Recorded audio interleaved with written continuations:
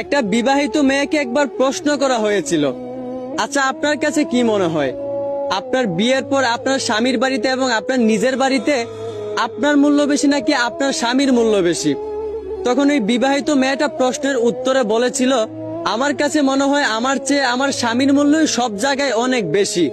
কারণ আমি দেখেছি, আমি আর আমার স্বামী যখন আমার স্বামীর বাড়িতে খেতে বসতাম, তখন দেখতাম আমার শাশুড়ি মাছের বড় পিসটা আমার স্বামীর প্লেটে দিত।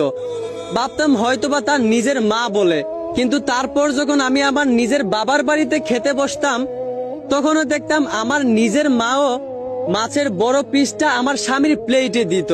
ঠিক তখনই আমি বুঝতে পারলাম যে একটা মেয়ে বিবাহিত হওয়ার পর তার স্বামীর মূল্যই সব জায়গায় অনেক বেশি থাকে, তার মূল্য সব জায়গায় এতটাও থাকে না। আসলে মেয়েদের জীবনটা অনেক অদ্ভুত। পরিবারের বড় মেয়েটাও একটা সময় অন্য একটা পরিবারের ছোট বউ হয়।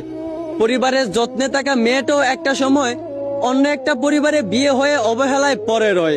বাবা মায়ের আদরের রাজকন্যাটাও একটা সময় অন্য একটা পরিবারে বিয়ে হয়ে চাকরানি হয়ে রয়। এই জন্যই বলি ভাই, মেয়েদেরকে সম্মান করা উচিত। আশা করি বুঝতে পারছেন। ধন্যবাদ।